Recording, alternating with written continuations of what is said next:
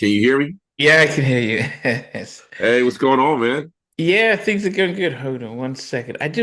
Uh, so I started in so I'm a therapist. And I work with kids and teenagers. And Okay.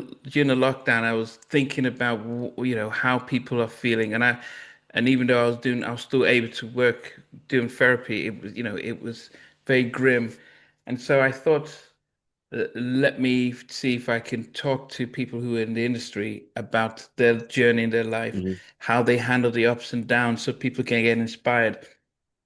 And it started like Yeah. that, and I probably had over 250 guests in that time frame. I think sometimes I don't realize who I've interviewed. It's but because it's just about hearing their story and celebrating people while they're alive and not waiting till they pass. Yes, but you Yeah, and said, that's go the ahead. thing about it. Yeah, no, no, no. Well, a lot of stuff like we could talk about in the interview. Yeah. Where we're talking. Whenever you're ready to start, I'm ready to go. Yeah, okay. Yeah, well, I can yeah, we can start right now, John. And I we always have an international audience. So even though I'm here in the UK, we got people always surprise us from Japan, from Switzerland, from Nigeria and Ghana who tune in. So I always like to start off by finding out where you were born and raised.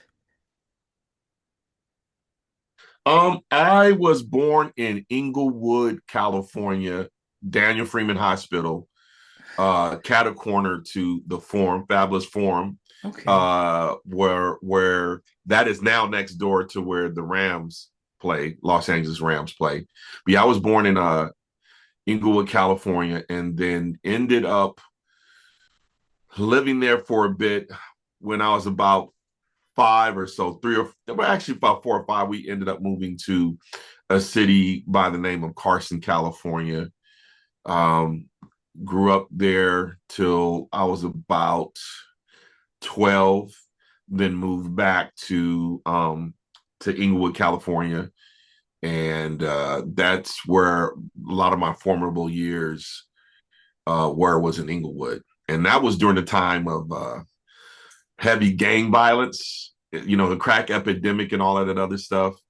So I had a very interesting childhood. Okay. Yeah. I think when I talk to those from New York area, we always think about when they see I grew up in the Bronx, and I say, okay, hip hop tends to be sort of the sat nav for those outside the US to understand where that is. And then when you say Inglewood, I'm thinking of Mac 10.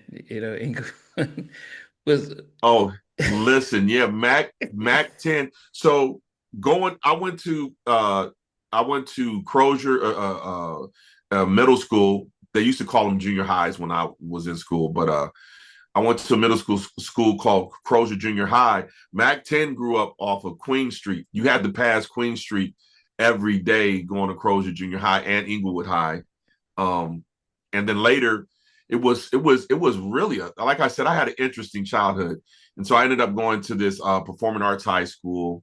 Um, the last 2 years of schooling. So yeah, Inglewood is synonymous with Compton.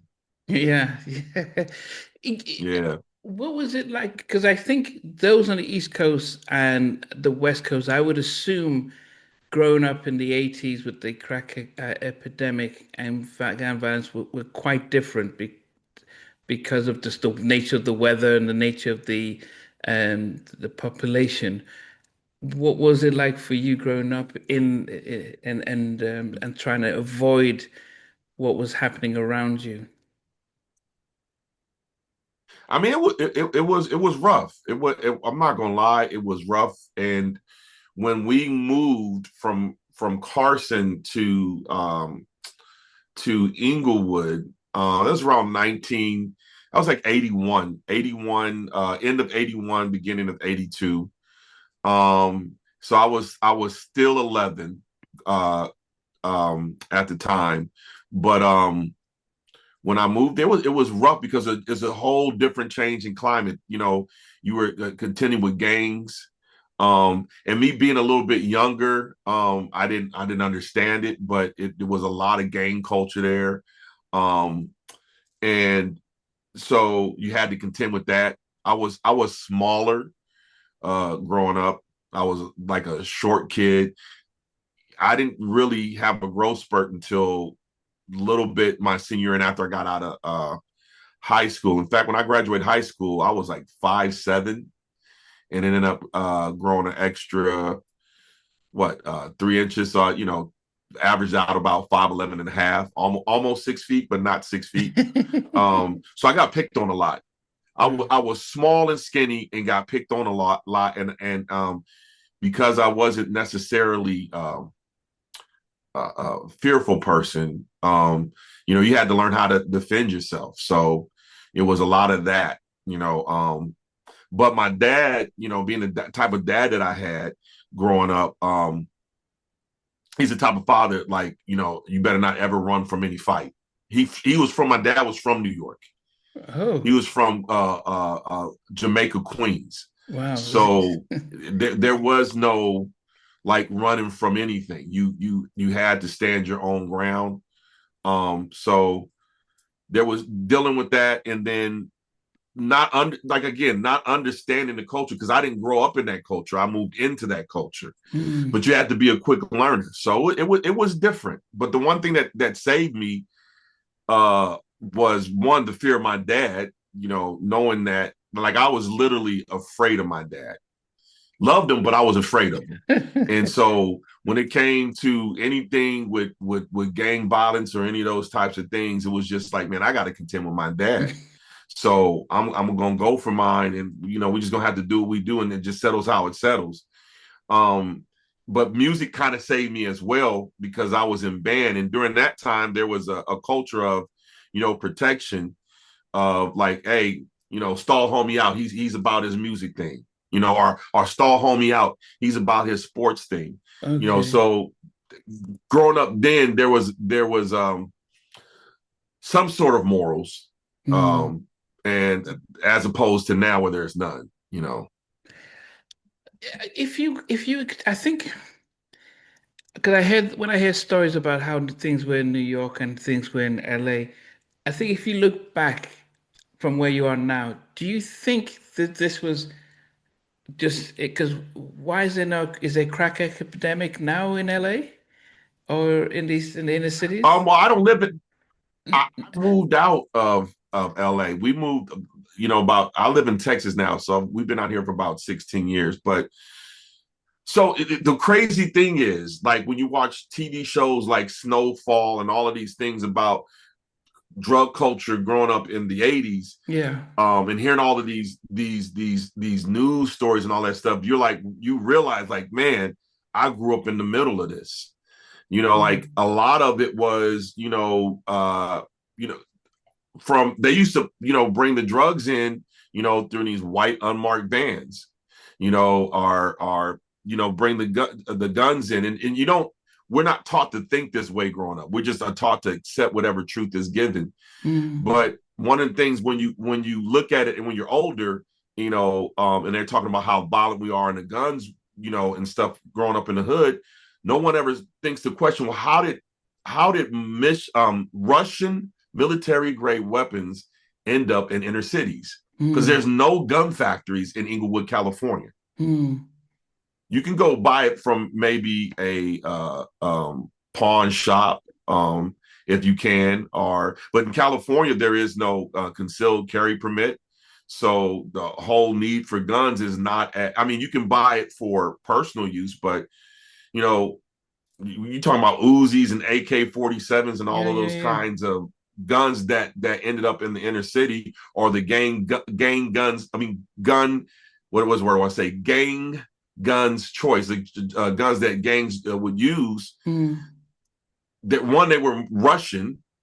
Two, were the gun factories, and so it was weird how crazy it was because when you're mature enough to understand and think back, you're like, that's crazy. Yeah. That's I mean, as I said, we hear so much of it, but I just it just seems as if this was something deliberately done to the Black communities. Oh, And most definitely. yeah, Most definitely, without a doubt, it was done to the Black community. But then it's turned around and said that we're victims, and and all of those things. No, it's not. We're not victims. It's just that's what it is. That's what we grow up in, and so they blame us for the circumstances that they put us in. yeah, Right? If you really account for it, colonization is really, and I know this probably is a sore subject for a lot of people, but the truth of the matter is colonization is the cause and effect for a lot of issues in the world, mm, not just Black inner cities. And it's like when you talk about it, then it's like, oh well, you're being a victim, you're blaming somebody, stop playing a blame game. It's like, I'm not playing a blame game, I'm just stating what is. yeah, yeah. And I would say that I was born in England in Liverpool, but when I went to move to the States in '92 to go to college in Mm-hmm. Selma, Alabama. Mayor Smitherman, who was there in '66 in the '60s, who did not let the march on to Montgomery take place, was still the mayor in '92. He was probably Mm-hmm. 80 years old or so. But um, when kids were telling me, yeah, I'm just going to drop out. There's no point getting a job, and I couldn't at first. I couldn't understand. And they were talking about, look, doesn't matter how far we try, there's always a ceiling.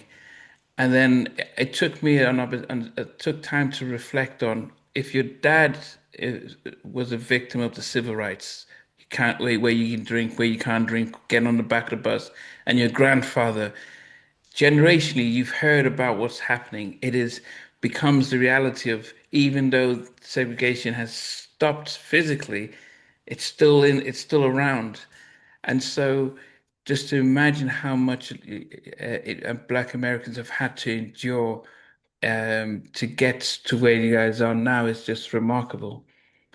Um, and I mean, when you yeah, when you when you think about, well, I was just want to yeah, start for interrupt you. I just want to say this: no, when you think about, what segregation, a lot of people think that segregation was a good thing, but it was a bad thing for the Black community.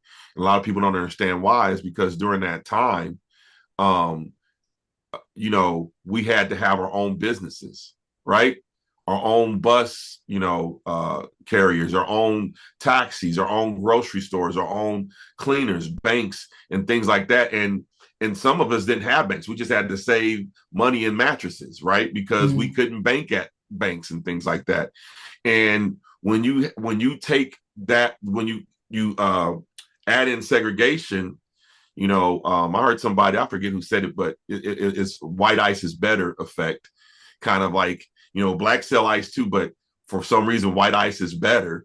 Um, that really destroyed the economics of the Black community because, now when you were receiving this income for your business and money was circulating throughout the community is no longer circulating. And now you have it where as soon as a check enters into a Black family's hands, it leaves just as soon mm, as it enters yeah, because of the fact that there are no more well, let me say it this way: there are not as many Black businesses, and you have to really seek them out. A lot of yeah. them are online, but you have to purposely seek them out. I think you mentioned your dad was from New York. Was he Mm-hmm. an immigrant from Jamaica or his family, or he just lived in Queens, in No, Jamaica, Queens? no. Well, so my dad actually was my stepfather, but he ended up adopting me. Okay. Um, I didn't know my biological dad, so I don't know too much about my stepdad's family as far as their origins. Mm, Just that I do know that he was from Jamaica, Queens. I knew he had a rough upbringing. You mm, know, angry as a kid. mm. Changed a lot as he matured, but I don't know too much about that. I'm now starting to look back into my biological dad's background and trying to find family. I have a sister that I've never met. So Wow. I'm looking into getting to meet her. Um, so it's very interesting. Yeah, My upbringing as I look back is very interesting, but it was very adventurous. I love, how I grew up. I wouldn't yeah, I wouldn't change it. yeah. Yeah. But and I was wondering whether your dad coming from New York thought this LA isn't, was yeah, I grew up in New York. This isn't tough, or I don't know. You think about growing up No, in a no, no, no. tough. He knew it was no, he knew it was no. LA was tough. It's just Okay, it's a different type of toughness, okay. right? Each I think community, depending on where you are in America or United States, I would say, is different. The way that you operate in New York is not the way that you operate in LA. And the way that you operate in LA is not the way that you operate in the South. And the way that you operate in the South is not the way that you operate up in Chicago. I mean, they're all hoods are different and they have their own protocols that you have to adhere to. Yeah, goodness. So was music an escape, or were you naturally drawn into music, or Since I can remember, and there were no musical instruments in the house, but since okay. I can remember, I just had an affinity towards music. I don't know where it came from. Um, I just love music ever since I could remember. Whenever a song would come on the radio, I would just want to hear it over and over and over and Wow. over. I remember my mom had a record player. I learned remember at the age of 3 and 4, just going through her, records and just listening to songs. Mm. Just whatever I can get my hands on. I just love music. And then probably when I was about 10 or 11, my stepfather or my adopted dad at the time told me, all right, we're gonna give you lessons. Now you're gonna take some piano lessons, and we're gonna put you in sports. And I'd already played sports as a kid, but the way that he put it to me was, when you turn 12, you're gonna have to make a decision. It's either sports or it's music, but you're not gonna do both. And you're gonna stick to it until you graduate high school, and then you can make your own decision. But we just want to make you skilled at something, right? Wow. Besides education. And so I remember playing sports. I played flag football, a little bit of basketball, baseball. I was not coordinated at, and but I was really fast. So I liked playing football. Um, and I was taking musical lessons, and during that time I was playing piano. Mm. So I would get called a sissy and all of these different things. Playing the piano by kids, kids could be vicious, but Yeah, of course. you know, and I had to leave practice on time, for football because I would go play piano. And but I just liked it. I didn't really care that they called me a sissy. I liked playing the piano that much. I just found at that moment when I could play, I could escape into music because I could play and create it instead of listening, right? Mm. And so when I turned 12, I told my dad, yeah, I want to do music because here's the funny thing. When he told me that, my reasoning behind wanting to do music is because I didn't want to do all the exercising that came with sports. However, my dad was also in the military, so he Okay. was very disciplined, and so when I practiced, there was a structured time. Like most kids practice for a half hour, I had to practice for an hour. Half an hour doing just warm-ups, scales, basic rudimentary exercises, and then the other half hour for practicing your songs. And it was structured. At this time, you're gonna be here, you're gonna be doing that. And if I wasn't doing it the right way, I got in trouble, man. So Wow. it was that kind of discipline, trained me for the music business. Wow. Goodness. Did the then did you then settle on the piano, or did you get an opportunity to expand into the other instruments? So So in when we moved from Inglewood to, I'm sorry, not from Inglewood. We moved from Carson. Carson to Inglewood. Carson to Inglewood. We they had a free program where you could learn to play an instrument. And my brother, older brother, happened to play trumpet and marching band. So I wanted to learn how to play the trumpet. And so there, my dad was like, "Well, you don't have to pay. You don't have to pay for the lessons. So yeah, go ahead." And so in sixth grade, I started playing and learning how to play the trumpet as well. And it came easy because I already know how to play the piano. Mm, So I'd been playing, from like 10 or 11. So reading notes was not an issue to me. The okay. only thing I had to learn was the embouchure about how to blow and buzz, and then get muscle strength. But other than that, the trumpet came very easy to me. And during this time, was this just more so a hobby to escape what was going around? There was no inkling of like I'll have a career in this. I did. I never started playing to because I didn't realize that that was a career until later on in life through one of my mentors. I just did it because I loved it. I Mm, had no idea. Like I wanted to be an architect, you know, okay. until I found out I could do music for a living. I was going to be an architect because I could also draw a little bit. Um, but yeah, I had no idea that you could do this, back then because again, I didn't come from a family of musicians. I was Yeah. pretty much the only one, and my brother, had an affinity for music. He's, 10 years older than me, but I was seeing him do stuff, but I didn't, I thought that was just a hobby. I didn't know that you can get paid to do it. So I guess we're thinking about the mid 80s when you were doing your lessons. Um, who were the sort of the musical bands that or artists that you were sort of listening to as well, inspired by?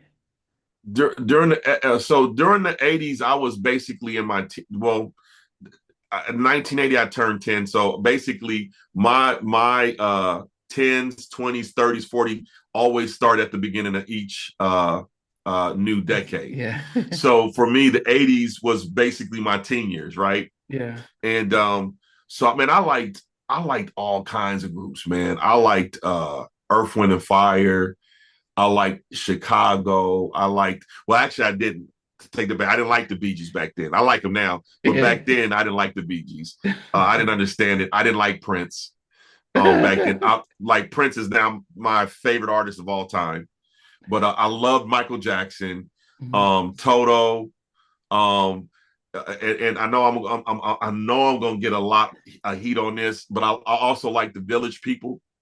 Oh, Remember yeah, YMCA. YMCA? Yeah, yeah, Yeah, yeah. all of that stuff. I like them because Doing I it, just mate. the music was fun to me. I didn't put sexuality and anything like that Yeah, into yeah, it. yeah. It was just me enjoying the music. Um, I like Donna Summer, Mm, Blondie, okay. um, Herb. Then I also like because the cool, interesting thing about me or us, whoever grew up in the generation that I did, we also had musicians that were artists. So I liked Herb Albert, I like Chuck Mangione, and listen to jazz. So I listen to whatever I can get my ears on is what I listen to. And this is as a teenager, so Core that's yeah. progressions, yeah, core progressions move me. That's what moved me. And I guess it's very interesting, like, because yes, I grew up around the same time, but because I'm not musical, I'm listening to, Elton John or popular music, but I'm not but I don't have the same ear as you might have had, listening Mm-hmm. and then seeing if you can emulate that, either using your trumpet or your piano. Yeah. Yeah, but so I guess just thinking about when you're getting into, and I was wondering then, was there anyone around your age that was also a musician, in the LA area that you saw around and thought, wow, No, it was just my brother. And then when I got into, playing music, there were other people. It's funny how, when you look back at people who are key in your life of changing your trajectory. So like my brother was so into music, so he would work at record labels or record stores, and he had all kinds of music. So I would go through his vinyl collection and listen to anything and everything. Um, and so at church, there was a guy by the name of Freddie Perrin. I don't know if you know the name Freddie Perrin, but he was in um, a production crew with Barry Gordy, and I think it's Freddie Mizell, I think his name is. And they formed the production crew called the Corporation. So he went to our church, and when I realized he wrote some of my favorite songs, I was like, what was it like when you wrote this song? What was it like working with Michael Jackson? Those are my questions of like, what's the process? How did you get into that? Like, then I became like, you mean people can actually get paid to write songs? I didn't know that's had no inkling to that. And so he kind of guided me, and answered all of the silly questions I had growing up. And then I listened to a lot of R&B. And growing up in Inglewood during that time was, it was basically predominantly, Mexicans and black community. We really didn't interact with white people. Now in Carson we did, but in Inglewood there wasn't a lot of interaction. So as a kid, you're not looking at color as a thing, but as you get older, you start to realize that. So later on in high school, is a friend of mine by the name of Tendaji Lathan, a really good friend of mine. He's, his sister is Sanaa Lathan, and his dad is Stan Lathan, right? And so he just told me, yeah, my dad directed Beat Street. I was like, oh, that's cool. I'm like, I didn't know, but we were like, boys, but he was into music like I was. And so he would introduce me to like white groups that like the Police. Like I started getting into the Police, and like I was heavy into, Sting when he was in the Police. It was something about his songwriting that resonated with me. And so he started getting me into different styles of music. Like I got introduced to punk rock through him because of the school that he went through, the group called the Violent Flames. And then, just various different groups of just, plethora of just different genres. And then I remember the moment that I really, after I, knew you get paid to do music, I realized the moment that like I knew this is what I wanted to do for a living is my brother, like I said, I would go listen to all of his music, and he would let me go through his vinyl, his CDs. Well, actually not CDs at that time, was cassette tapes. Yeah. And I remember picking up this cassette tape with this dark skinned dude that had a afro, looked like a bouffant afro, jerry curl almost, so to speak, and was a blue background and had some balloons behind it. And I was like, who is this corny dude? Because the album cover looked corny to me. It was like, I was 16 at the time. I was like, who is this dude? Who let him put an album cover like this out? It was Babyface, right? My brother said, man, it was his first album, Lovers. It had just come out.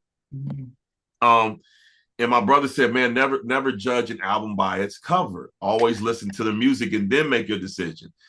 I said, so you tell me I should listen to it? He said, if you want to, go listen to it. So I remember taking that I'm sorry, I keep saying CD, but cassette, putting it in the cassette player, put my headphones on and press and play.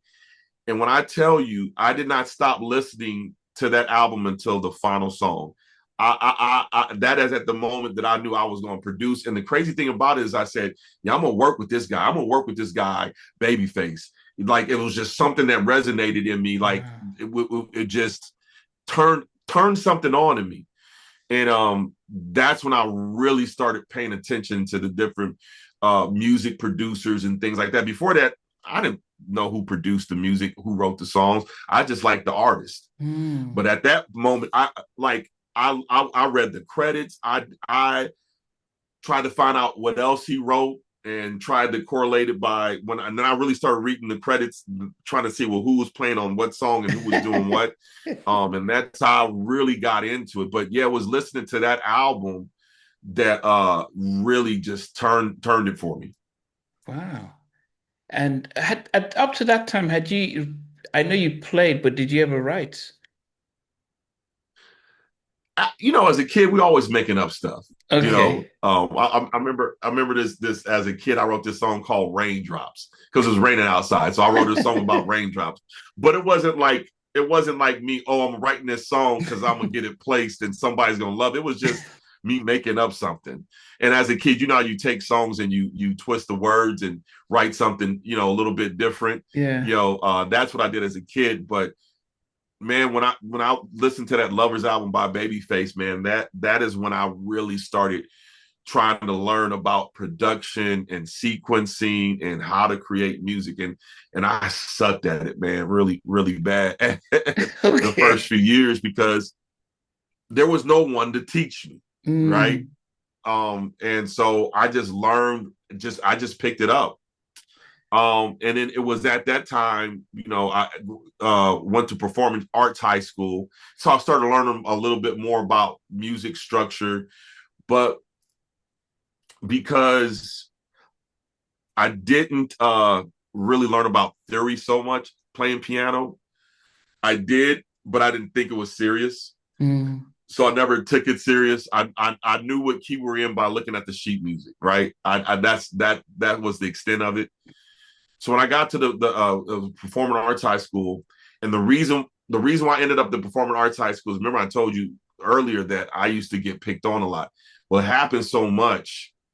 I remember just emotionally, I had a breakdown, and I just told my mom, I said, "Look, I'm not going back to high school. You can't make me. I'm not going to ever go back there again. If you try to take me, I'm gonna walk off the campus. I'm just tired of getting picked on. I just can't take this anymore." I broke down. I was crying. I had that. That was the first time I had a breakdown, like that. And so she ended up finding this high school, for performing arts high school, LA County High School for the Performing Arts. John B went there. Anthony Anderson, a lot of people know Anthony Anderson was there. Jenna Elfman, Groban, Josh Groban. There's a lot of different people that have come through that high school, but that is where I really started learning about music structure, what a song was, and all of those different things. But that theory thing always just went over my head. But at least I was able to start structuring songs better. Um, when I graduated, I ended up going to this college called Oral Roberts University because I wanted to get away from Inglewood, um, but appease my mom going to a Christian college. So I got to do two things at the same time and ended up meeting a good friend of mine by the name of Todd Burns. And then working with this guy was a genius. Working with him, I really started learning about 4 tracks. At best I would take a cassette tape and do these little mixes where you would start and stop on beat. you know, that was my recorder at that time. That was my suit. I had a dual cassette recorder, and that's how I would create my mixtapes and stuff like that. But he showed me about 4 track and what dubs and all of that stuff were.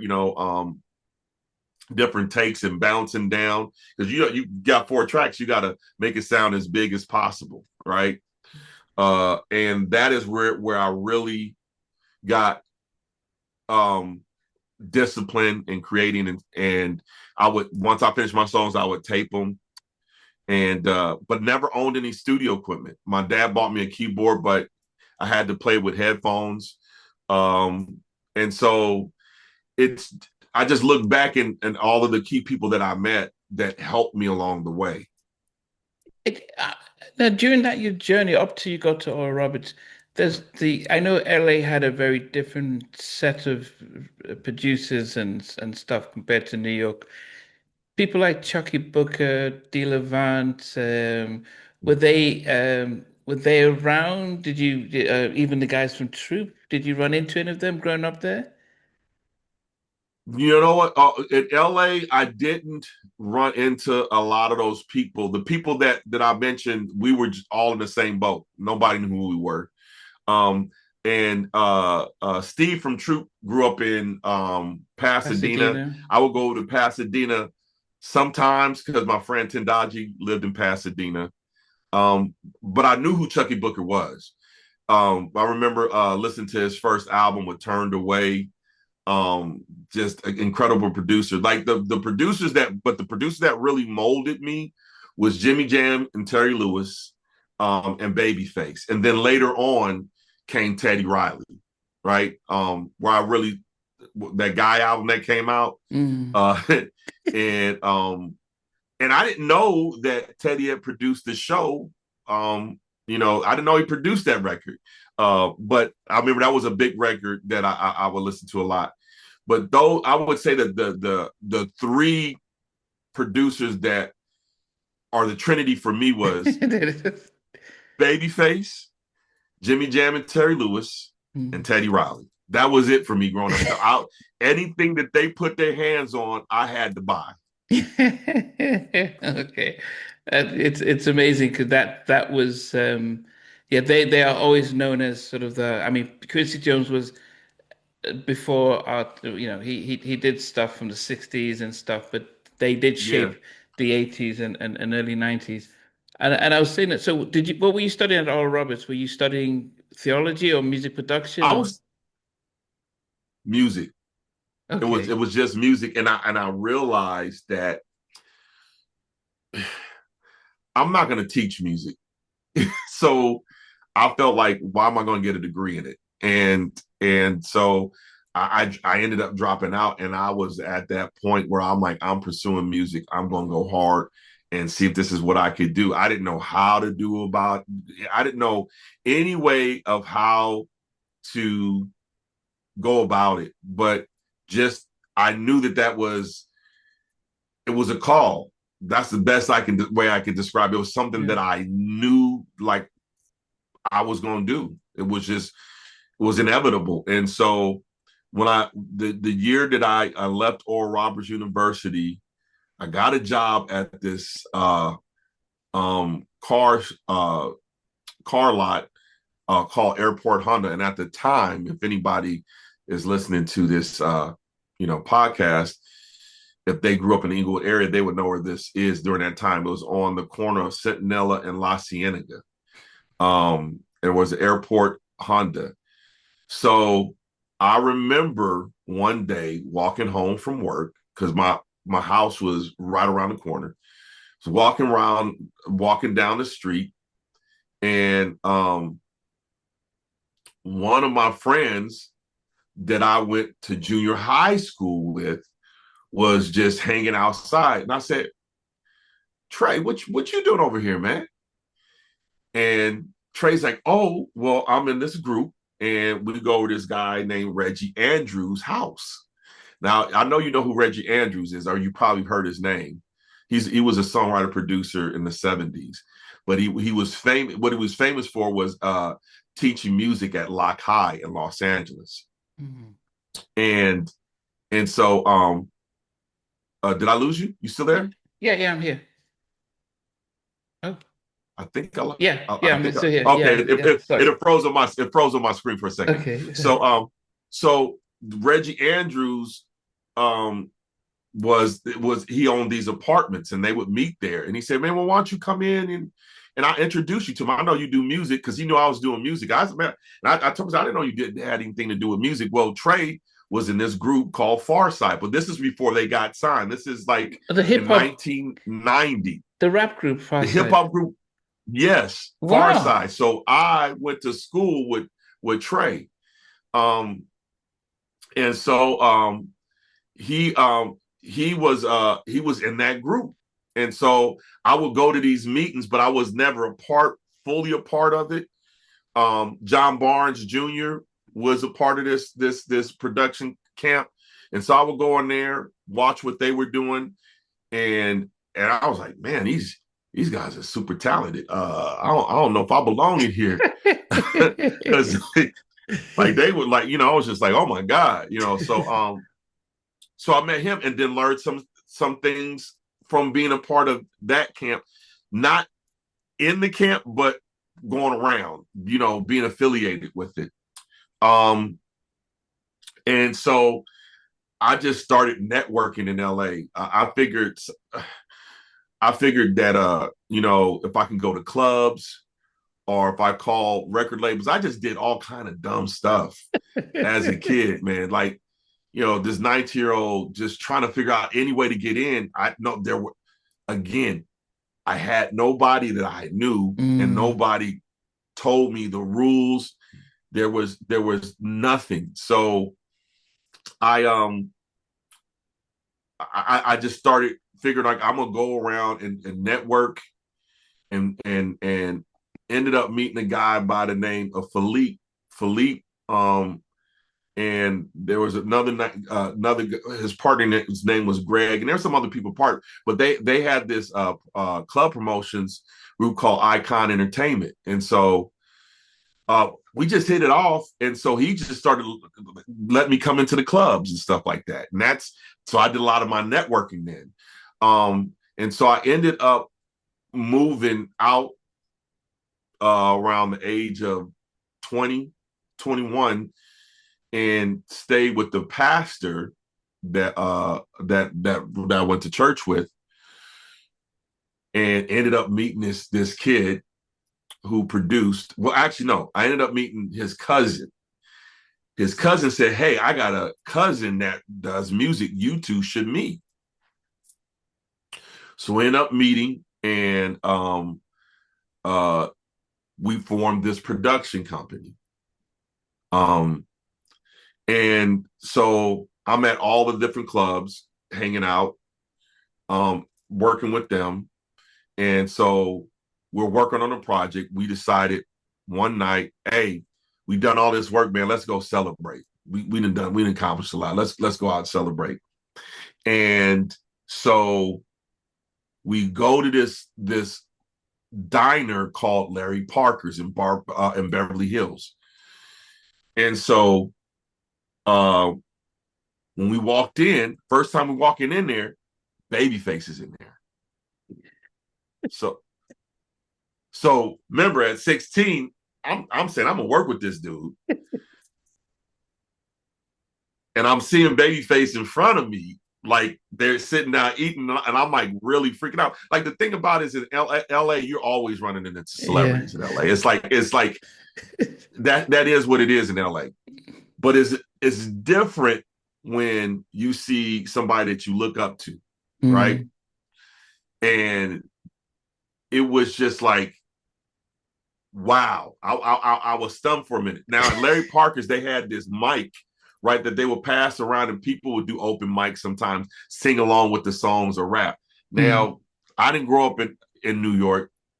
I don't, I don't have any MC skills. I don't know how to rap.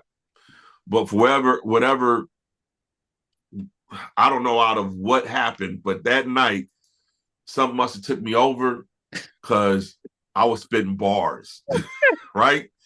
And so my back is towards Babyface, so he's behind me. But my friend, his name is Harold Wynn. My friend Harold Wynn is watching what's going on at the table, and he's saying like I'm getting attention to everybody, and and so everybody in that diner is watching me. So so anyway, uh, I didn't see the reaction, but Face is getting up to leave. And so I said, man, I got to take my shot. I'm going to go introduce, I at least want to meet him. Everybody at the table that I'm with knows how much I looked up to him. So I'm like, yo, Face, man, I'm a producer, songwriter. Is there any way that I could play you some music? Please. He introduces me to his about to be brother-in-law at the time. Um, Michael, this guy named Michael Michael McCorn. McCorn. I worked at Yeah, Edmonds for Michael a while. McCorn. Yeah, yeah, yeah. And so he said, yeah, just give him your information, reach out to him, and if he likes what you play him, then we'll set up another meeting. So I go to this meeting in Beverly Hills. His sister Tracy had a real estate office. So I didn't think I was I'm thinking I'm gonna meet Babyface here, and it's at a real estate office, right? And I'm like kind of confused because there's nothing musical there. So I got my cassette tape with me Okay. with all of my songs on there, and so anyway, he said, "Yeah, come in the back." So Face had this little MIDI studio set up in the back of the office.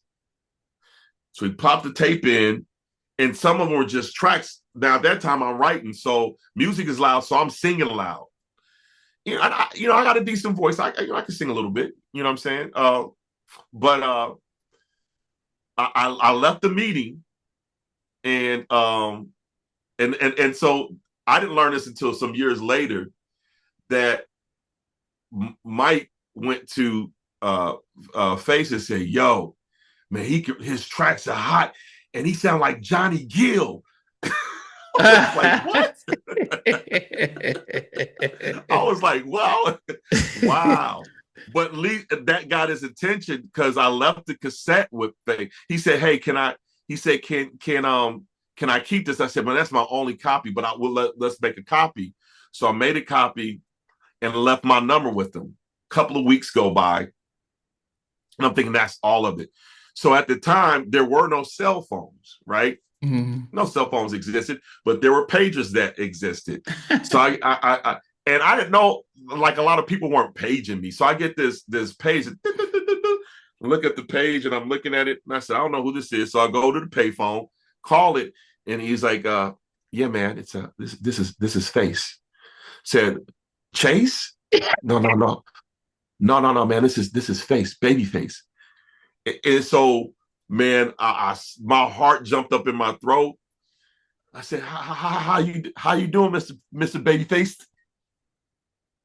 I was like, I'm a huge fan. I'm a huge fan, man. I can't believe I'm talking to you.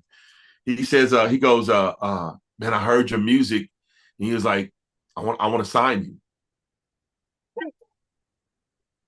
And I'm gonna tell you, I'm at Beverly, not Beverly. I'm at Baldwin Hills Shopping Center, which is a mall in the hood off of Crenshaw and Stocker. Listen, I did not care at that moment. I started screaming. Everybody's looking at me like I'm crazy. I'm screaming like, "Oh my God, oh my God." And I walk home just with this feeling of like I'd have made it. So it was quite a journey up to that point. But here's the crazy part about this: Oh, there's I more. never owned any musical equipment. When you say equipment, you're talking about like an MPC or I didn't own any of that. I never had an MPC during that time. It was like $1,200. I was broke. I couldn't afford that. I had a keyboard, but I needed a sequence. I didn't have a sequencer, so all of the music that we created was from friends who had these things that let me use their instruments, and so I'm so grateful to them because they saw something in me and allowed me to use my friend Todd Burns, and then Reggie Andrews will let me use this spot a couple of times, and so that's how I created my demo reel. But I never owned any equipment ever. what year was this when this your encounter with Trace? It was in 90, end of 92, beginning of 93.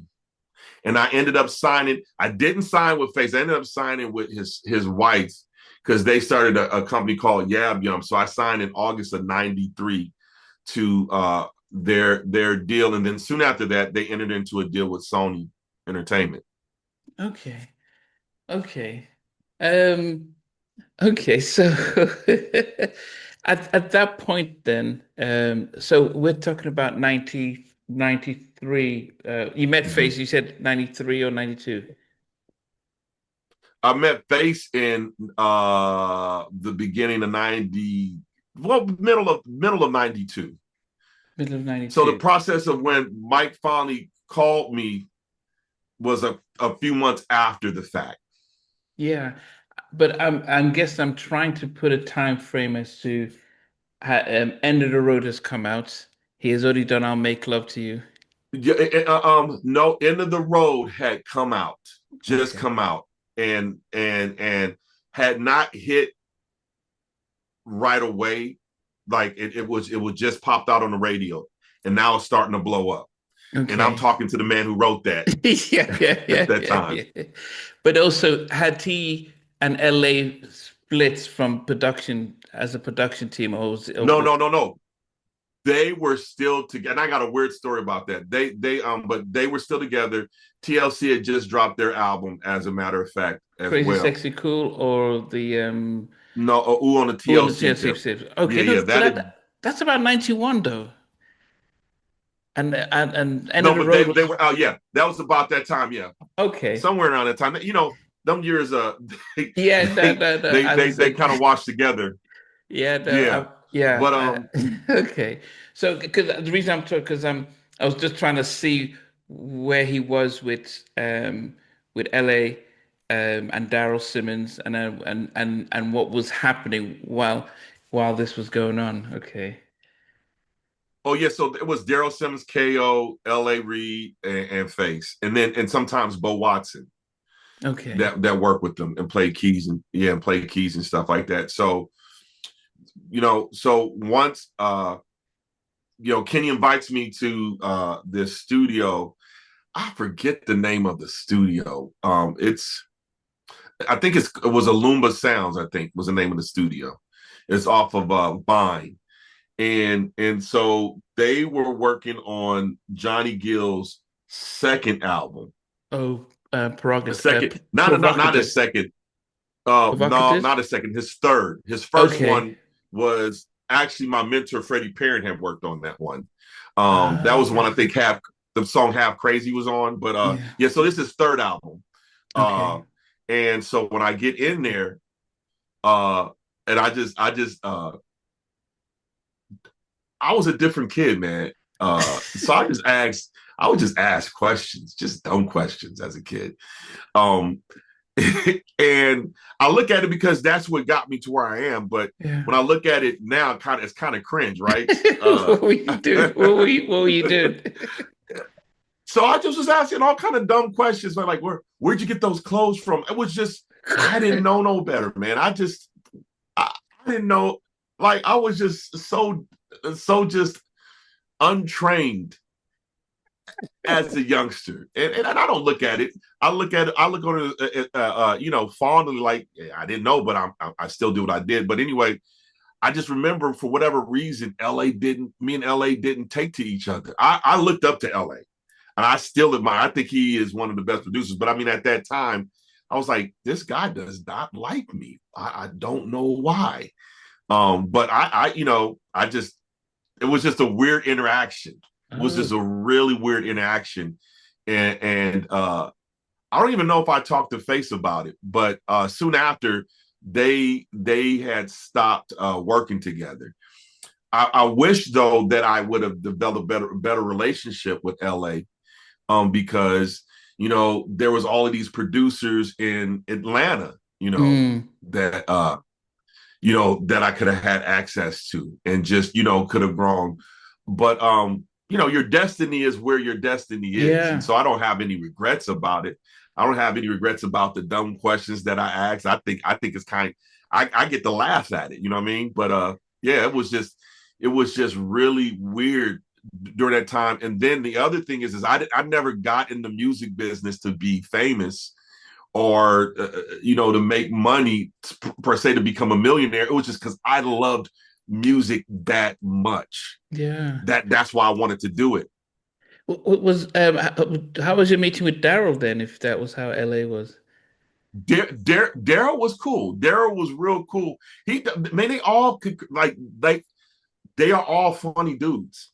Like they're all funny. It's not funny when you're the butt of the joke, but at the time I look back at it now, it's funny, but at the time I was laughing, but on the inside I was like crushed, like, oh my God, but Daryl Simmons was a real funny dude. I remember he had like this jean suit on. I was like, man, that's tight, because I was broke.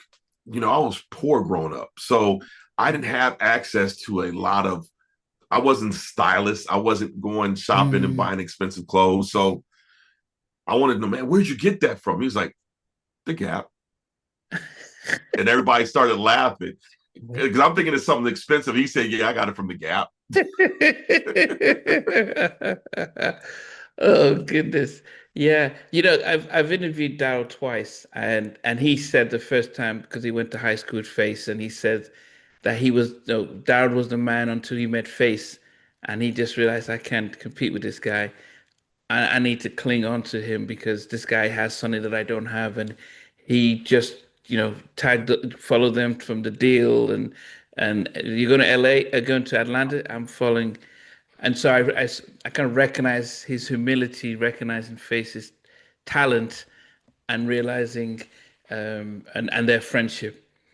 Um, but I wonder then, when LA sees you, is it a sense where Face has moved on from our production partnership, and here he's just found I can't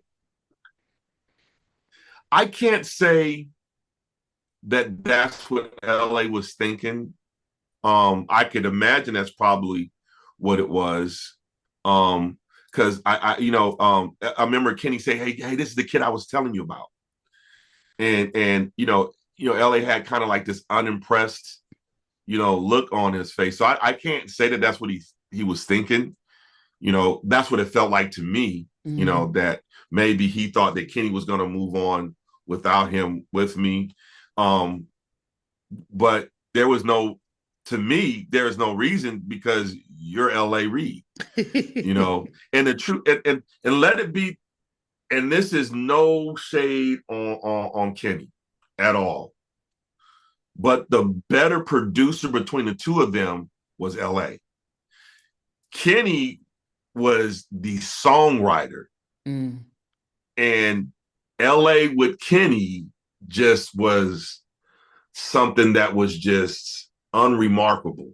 Like mm. I wish they would probably do something again today, because I think it would be ridiculous if they got together and produced a record. But I recognized back then that LA was the one that polished everything that Face did. I know people would disagree, because after they broke up, Kenny went on to do some amazing hits.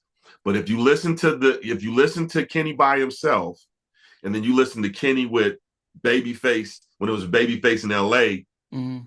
two different production styles, not even the same. Yeah.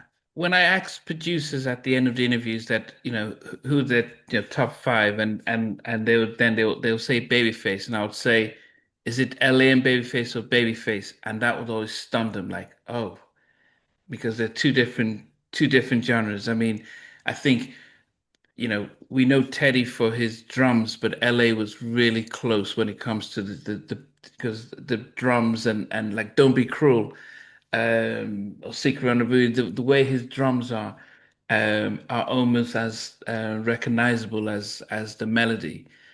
And I think, Yes. yeah. So the bringing that rhythm, roses are, the Mac band, roses are red, and all that Mm. stuff. The drums are really play a massive part in that production.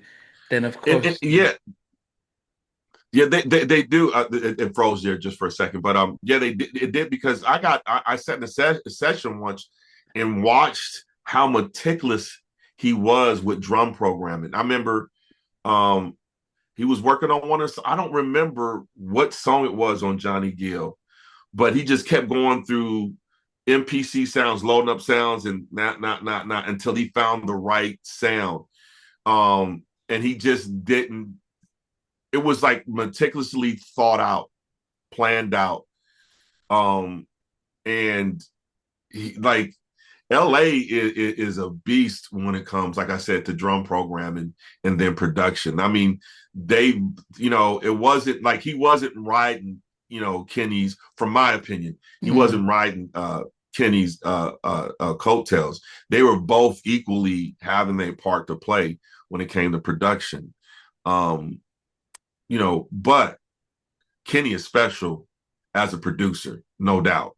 mm, As a songwriter, to me personally, he is one of the greatest songwriters of the last century. mm, Um, just even when you map out the 100 years, the songs that he wrote and the impact that the songs have is is something that I don't know if anybody will ever match that. And I noticed people probably think, well, how come he hasn't mentioned Quincy Jones? Quincy Jones is in a class of his own. yeah. You know, there's Quincy Jones, and then there's everybody else, right? Well, So it's like in basketball, there's Michael Jordan, yes. and then there's Okay. everybody else. Yes, yeah. So yeah, Yeah. and but he like just watching LA was just Mm. I was just in awe because again, now mind you, reading these The credits, I used to credits. imagine what it was like. Now I'm there watching it, and it was just a surreal moment, man. Wow. I remember talking to Tony Rich, and he mentioned that because he's in Atlanta now, Face is in LA, and so he gets pulled in to do a few tracks on Boyz II Men's 2 album. But LA then comes out of retirement to sort of co-produce, yeah, and then he brings out his sort of drum kits and his drum sounds to put on the track, which he was like, man, he was like, man, it's a pity that you've given up on music because you still have all these things. Um, so when did you? So you were just shadowing that session. When did you get to work? So my first production well, there was one more session where I watched, and that was I did a song with Kenny on El DeBarge, song called "Can't Get Enough," which was my first placement. And so Kenny told me, yeah, you're not going to produce this record, but you can watch. I did most of the music production on that track. Kenny did some light touching, but there was the base of that track was basically me. And so watching that was like, wow, okay, this is different. This is you know, not as easy as what I thought I was doing. It's a different level of attention to details and things like that. So the next record Oh no, before you move on that from I that ended though, up, before you move on from that, is it that Kenny is already recorded with LA with L, and then you're just doing put? Or are you in the recording with L the budget as well? I was in the recording session as well. And in fact, my song was the first song that they cut on that album, and the first single, which is crazy. Um, it was crazy, but I was just I watched the production process of how they tracked, you know, running the stuff down from uh hooking everything up to the console, the second engineer plugging in everything into the patch bay, the recording engineer getting his levels, watching him record, setting up the microphone. Um, and I remember because I just had never heard a mic sound that good. Uh, the mic that they used was an AKG 414. I remember that distinctly, and it just sounded like it sounded realer than real. Um, and the next record I did was a record that I wrote with Mark Nelson on a group called Boys of Paradise. Polynesian cats out of Hawaii that were doing R&B, and so that was the next phase of it. And then Oh no, so uh, no, oh, no, so before, before you get jumping, go ahead. the I guess when you did the first track with L, did you feel as if okay, I'm out of my depth. What is this? Because I'm a musician and stuff, but what they expected from me, I don't have. Did you any imposter syndrome, or did you still feel as if, yeah, I can get this. I'm just learning. Oh no, no, I knew I belonged, but I was Okay, learning. I was in the learning phase, but I knew I belonged. There wasn't no like this is above my head. It was okay, just, so the stuff that I would do as far as the dumb questions was just me as a kid. yeah, yeah, No, yeah, no filter. I have a filter, yeah, so yeah. I would just ask dumb stuff, Okay. but as a producer, I very much felt that I belonged in the arena producing that. So with because I do see the credits that you did the keyboards, the syncs, programming, drum, bass on Can't Get Enough. Is it that Kenny just does the basics and then he hands you to okay fit tidy it up, or how does No, that record, that track, there's a funny story with that, but that track was I had found out because the track was a little bit slower. My favorite aunt had died, and so I just kind of came up with those chord progressions, right? Just writing something. It was a groove to it, but that's just like just kind of expressing myself. And so I sang the melody that I had idea to Kenny, and he was like, "Yeah, yeah, don't ever sing that again." but the reason why was because it was I didn't realize that it was a bite off one of L's songs. The melody was. And so Oh, Kenny was like, "Yeah, don't ever sing that again. We got to write something totally different." So he we I worked on the track. So I'd already had the track done. I bought it to him. okay. He had added a couple of things like the horn parts in there. He had added a little bit of like those kinds of things, but the bulk of it was the chord progressions. Bass line was me, and then he wrote the melody. When he wrote the melody, he sang the melody to me. I was like, yeah, that's the one. And so I knew. I was like, yeah, that's a smash. What about the lyrics? I think the song was a top. Yeah, the lyrics and melody. The song I ended up doing top 20 R&B, but which was cool for Hmm. me. It was definitely cool. This is your first But thing out the the next, It was the yeah, first. that's the first single, Elder Barge. It's crazy. But It's how was crazy, L? How was it like meeting L?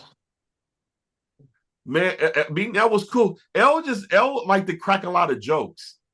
Oh, L was L cracked jokes all the time. Like when I say jokes, like pranks.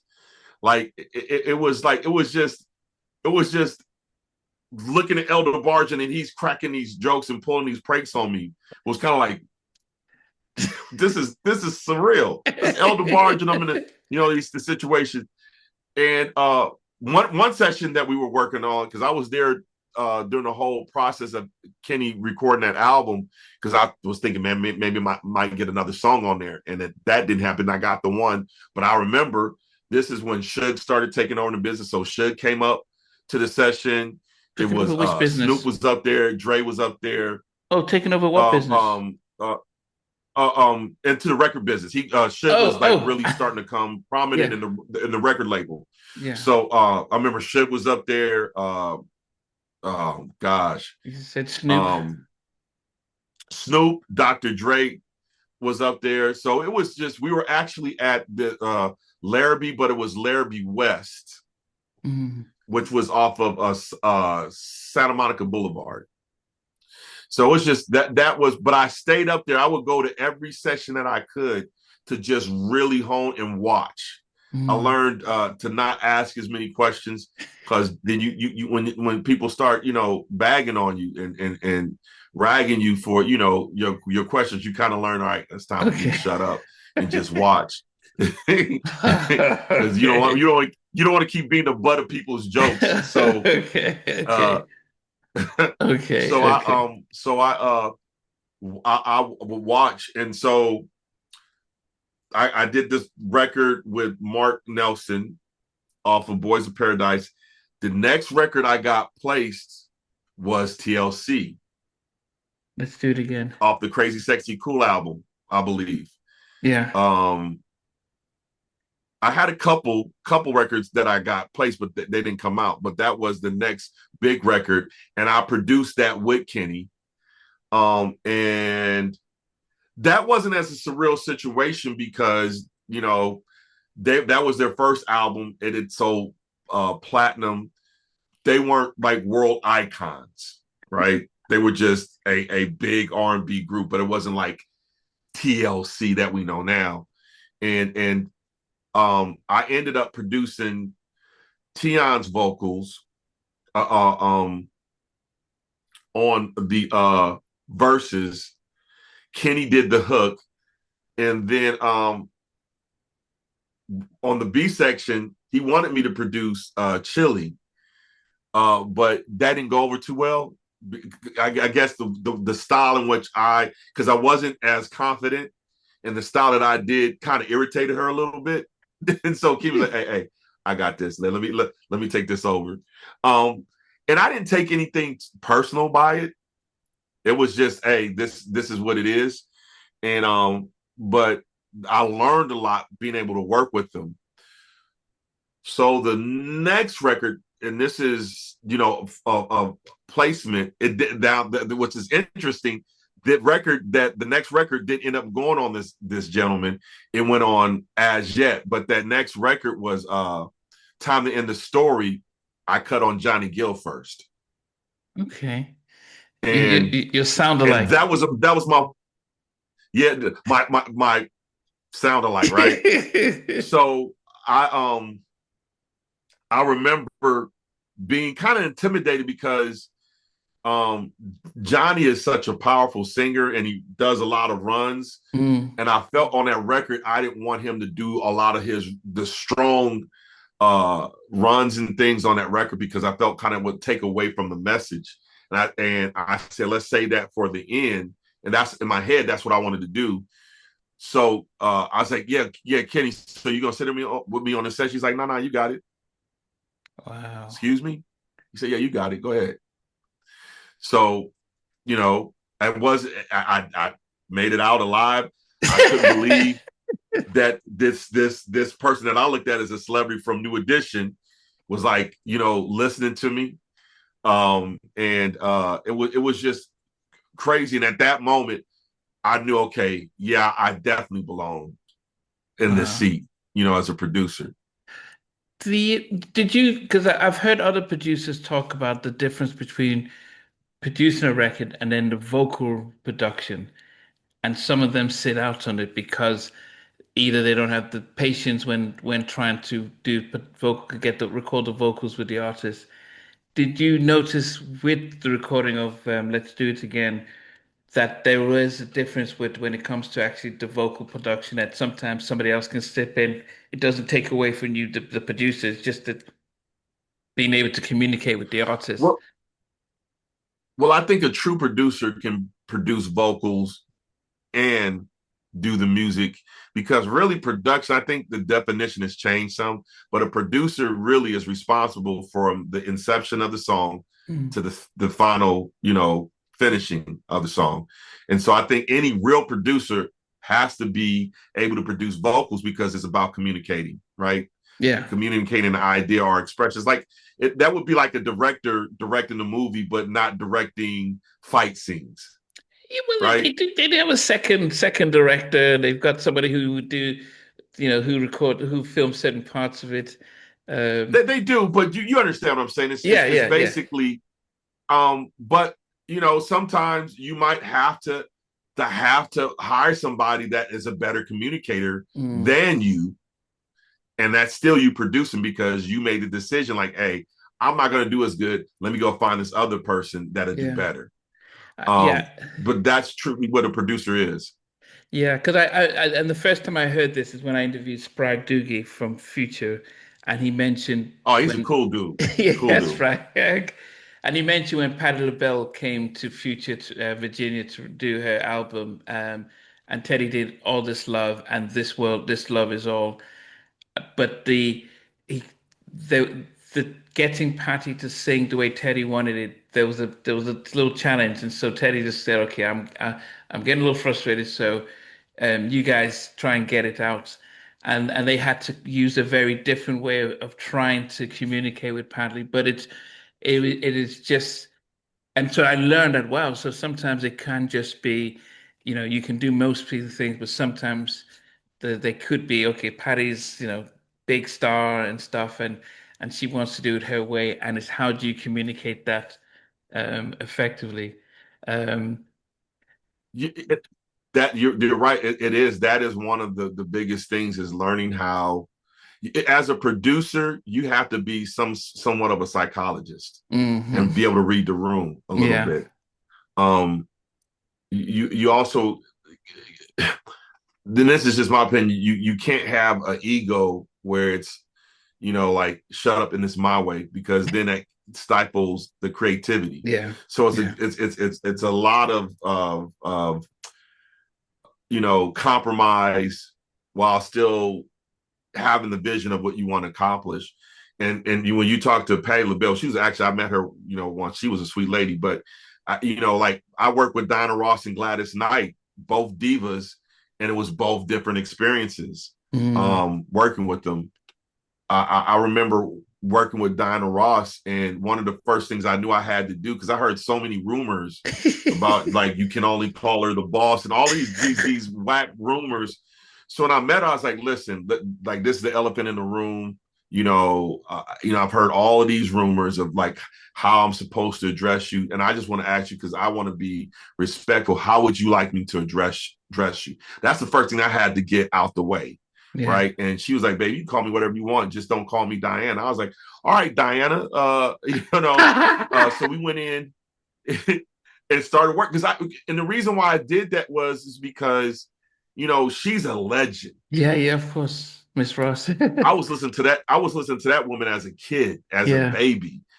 And so I wanted to go in there to earn her respect so that she would listen to the direction that I was giving her. So I asked her, like after that, I said, "So how do you like to record?" And she said, "I'm gonna give you 3 takes, and then that's that." And I was like, "All right. I know you guys are very prepared to do you're a professional, but I might not get what I want in those 3 takes. Will you allow me to piece stuff that I need to piece together?" And she was very amenable to that. There was one point where she got frustrated with me, and at that moment I was like, "Yeah, I've arrived because I got a real legend mad at me." And but it was ooh, oh, I got 20% left on my phone. It just came up. So um, one of the things that I did is I was able to communicate with her because what happened was a song that was my fault that I didn't check the key properly because there was a Mm. certain point in the song where the register was a little bit out of her range, and so what I said to her, I said, "Hey, I think we need to change the key of the song," which means that, and we're cutting on 2 inch at the time, so that means I would have had to, excuse me, I would have had to recut everything, change the key, recut everything. Wow.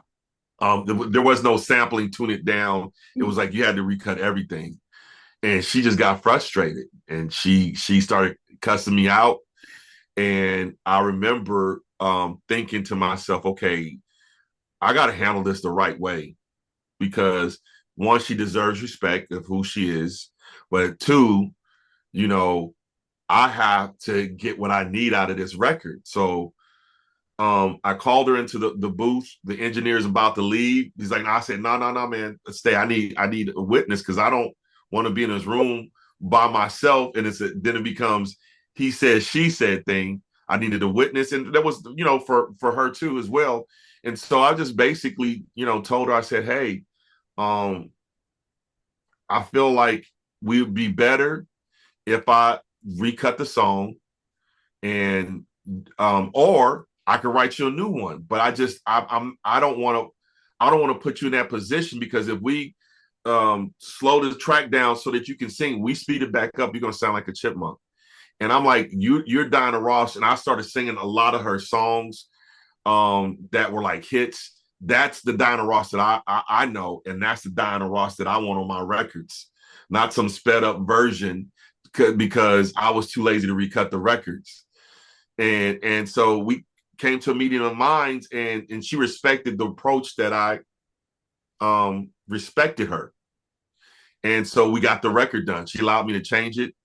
Um, and what was crazy is because I don't know how she found out. I had to end up going to Connecticut on my birthday to finish off her album, and she said bought me a cake, saying me happy birthday and all that stuff. And I just thought that that was really cool. Now Gladys Knight, on the other hand, equally iconic. Her situation was different. I was at the studio for 2 hours waiting for her to show up. Then she shows up. By that time, I'm hungry. I said, "Hey, before we start, can I get something to eat?" She sat down with my wife and I while we were eating real quick. I asked her some questions, and then we got into the session, and I saw why she can come late to the studio. I asked her, I said, "Hey, how do you like to record?" And she was like, "However you want to record me, I'm your tapestry." I was like, "All right, let's just press play." One take Wow. is all it took. That was it. She was done in one. I'm talking about ad libs and everything. She's like, "All right, you want to do it again?" I was like, "No, we have it." I says, "However, I want to have a couple of alternative ad libs. So can you just sing the ad libs at the end of the song a couple of times?" Like that session took 30 minutes. What? And I'm gonna tell you another singer that is incredible like that comes in prepared. Joe was another one of them one take wonders, man. I was like, that's another level of commitment when you come in knowing the music like that. I Like was. he knew the song. He came in and sang it. I said, "Man, I feel like I'm robbing you, bro." like let's just sing it again and just sing it. Give me a little bit of a different, just trying to make up stuff. Feel like I'm earning my check, but because back in the '90s, they was handing out checks, Yeah, yeah, yeah, yeah, so yeah. they were handing out checks. So I wanted to make sure that I earned my money. But yeah, that's production is it's a different beast then than it is now. There is one song that, like, the first time I kind of heard about you was "I Want to Love Like That," Tony Thompson. Yeah, with And Teddy Riley. So yeah, yeah. So that was, yeah. So I didn't understand he did the mixing, you did the production, Babyface wrote, and what was the true? How did that? Just the story on that. so so Kenny approached me and said, "Hey, are you, I'm sorry, the phone froze." Kenny told me, "Hey, I want you to work with this guy by the name of Reggie Griffin." Now, at the time, I didn't know that Reggie had produced Chaka Khan's "I Feel For You." Wow. I just thought that it was one of Kenny's friends. I'm like, anyone of Kenny's friends is cool. Like, hey, let's go. So me and Reggie did the track, worked on it was Kenny's production, but because of Kenny's contract with Arista at the time, there was certain songs that he couldn't produce. And so I would get the call when Ah. he couldn't, work outside his contract. And so me and Reggie were working on that record. It's Face's song, ain't my song. Um, and so we kind of worked on the track, kind of kept it close to Babyface's style of production because he and I are very similar in our approach musically. Mm. Um, and so we did that. And I remember I forgot the A&R guy's name at Giant Records. I forget his name, but Face was like, "Yo, I want to make sure that his production is a production that's going to be on the record." And he's like, "Oh yeah, yeah, yeah, yeah, for sure, for sure." And then they end up changing it and wanting Teddy to get on the record, and that's how I met Spragg. Is at that session, and that was my first time meeting Teddy, and so Teddy comes in.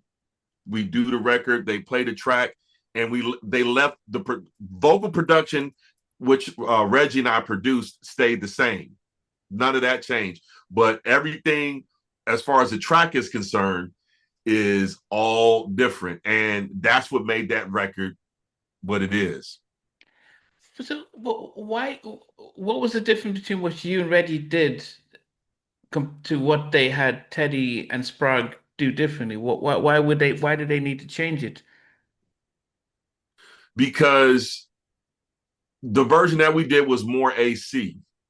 Of you And know, then and Toni was he's a young 20-something-year-old kid singing over a you know, imagine I Want to Love Like That sounding like a bubblegum record, kind of like uh that would have been written for the boys or a younger group. okay, Kind of felt really, the original version kind of felt bubblegummy like that. And I'm okay, kind of glad that at the time, you know, ego wise, I wanted that version because I worked on the track, but I yeah. understand the decision that he made because it made it sound like a real dance record. It just, Teddy's remix changed the whole trajectory of that record, and that's what it needed. That was a great A&R decision by that guy. Okay, because I know he did some remixes with some raps and stuff like that. Okay. Yeah. What was it like then meeting Teddy and working with him? Because you've had Babyface and now you're in Virginia with Teddy from Guy. Teddy was like a big brother to me in that instance. Like, I asked him about how he produced. And Teddy's always been a gadget guy, computer guy. That's been him. And then he was always ahead of the curve. So we just like became cool because I found a common ground in him because I like tech too.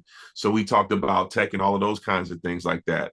But like the great thing about Teddy is I remember asking this one time, like whenever I needed something, like, or he wanted me to try something, he would send me like plugins and just different things that just give me wisdom. And I said, man, Teddy, why are you always giving me like information and game like this? Like, and he was like, just so matter of factly, he says, because you can't do what I do. And I knew exactly what he meant. What he was saying is you and I can have the both same identical sets of equipment, and you're not going to do it the way that I do it. Even if are we're supposed to do it the same way, I'm gonna do it different than you. But Mm, you're gonna do it different than me. You mm. can't do what I do, I can't do what you do. And that was just profound to me at that moment because Teddy is just he's always freely giving wisdom and nuggets to people if you just listen. I think Tony Thompson, Tony Rich said the same thing, and other people who have said the same thing that even Bob from Tim and Bob said that he would just give you the stuff and he wasn't afraid of like, oh, you're gonna have a one up on me. But I guess you've now explained that even if you're using the same keyboards, we're all different people. Your interpretation will be always different. So it is not so there's no point of hiding stuff. So okay, that's really profound to hear. Um okay. Yeah, it was amazing. I guess I think one of the things that I'm fascinated to understand because you're primarily based in LA under Yab Yum. Um, was Face still with working doing stuff with Dal Simmons and Keith Andis, and then how what was the were you then? Yeah, they were working. Yeah. Yeah, the kid Keith Andes, he came in, he was doing some work with them. Daryl Simmons, like Daryl Simmons and Kenny are like best friends. Mm, They're like almost brothers. They're just really, close. Um, also that time Damon Thomas started working with them. Um, and so that was I remember Damon Thomas coming there. The funny thing about Rodney Jerkins too is before Rodney Jerkins really blew up, and he had just finished the Mary J. Blige album, Okay. I remember telling Tracy about him saying, "Hey, y'all need to sign this kid. Like this kid, he gonna be that dude." I don't know what happened. I even set up a meeting with them. I don't know. I don't know what happened in that meeting or what didn't happen. He didn't end up signing, and I would imagine that they probably regret, or Tracy probably regrets that she didn't sign him, because Rodney has turned out to be one of the most incredible producers, in those pantheon of producers. He is a genius. Yes, yeah. And he interned on it with Teddy, Yeah, with the Neptunes him as and well. Pharrell.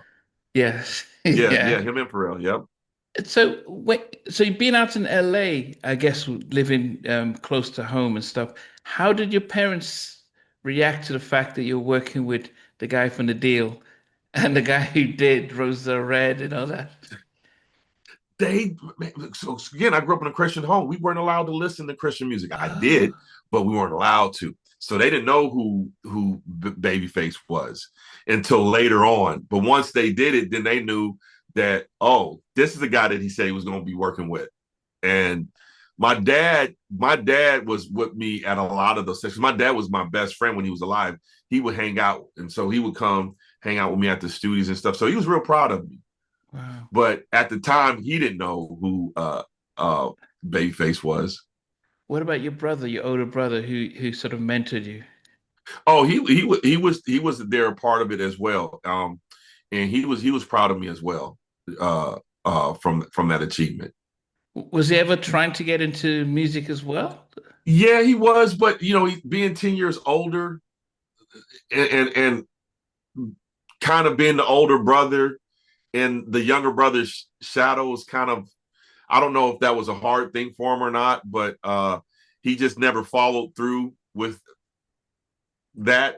But he had the access. I can't tell you exactly why, um, because that's his story to tell. But he would come around and hang around a lot. When I was working with him, and that's my whole thing. And to I guess where you say put people on, is my thing is I'll put you in a situation, and then what you do with it is up to you. Okay. Yeah. I mean, so I thought by the time you got in, he had stopped, but he was still active. He wasn't as active. No, he wasn't Okay. as active. And so I don't. That's why I'm saying I don't know why he didn't pursue it, but I would say I would have, because you know I just love music that much. But Yeah. I think the music business is fickle, and so it takes a different mindset, and it's funny because you talk about mental health. That's one of the things that people in the music business need to stop acting like they're mentally strong, because this business will tear you down. Mm. It can weigh on you, very difficult. I remember you know transitioning away from working with Face. You stop getting all the calls um Wow. that you used to get. And so that affected me mentally. I'm not going to even lie. It put me in one of the worst ways, man. And it took me a while to climb out of that. But that is, something that I think people should discuss more often, is or have somebody that they can talk to about their mental health. I think that people talk about mental health as if it's this taboo, like, oh, they're crazy, but it's Yeah. no other different than somebody having a cold or the Mm. flu. It's the same thing, but it's just in the mind. And I think it allows people to have somebody to talk to, a therapist. I am a proponent for having a therapist. It helps you have a better outlook on life and just things that happen to you that you might not necessarily like. One of the things that I came to the conclusion of is, like, the things that happened to me, are that I didn't like in the business, were nobody else's fault but mine, because I allowed those things to happen, right? And Mm. so it's like taking the accountability of moving forward, and that's just a weight that comes off of your shoulders. Yeah. I mean, when you mentioned that you couldn't take the bullying anymore, that you broke down, um, black boys are taught not to cry. And you had a dad say, look, you need to stand up and fight. But being able to be able to be listened to and understood and says, as much as I want you to fight, but they're not all battles you need to fight, and there's some battles I need to fight for you. So I think that is unfortunately within our community, and not just in America, in Nigeria, in Africa, here in the UK, is that as uh, our culture is so used to having to fight. Our culture is so used to having to fight. Our culture is so used to being oppressed that we've developed thick skin, and we've developed this resilience where, as hard as it is, we're just keep going to keep striving. And unfortunately, in the UK, black black adults are 4 times more likely to be detained under the Mental Health Act than our white counterparts, because we're still having this sense of we need to fight. While as a therapist, I would say 90% of my patients are white kids, because the family say, "Oh, you're Mhm. feeling a little anxious? Yeah, go ahead, let's get help." And black kids, they have to hide behind their parents, because the parents will say, no, we're going to church first. What would the family say? It's an embarrassment. We don't have any, there's nothing, no such thing as mental health. We need to pray.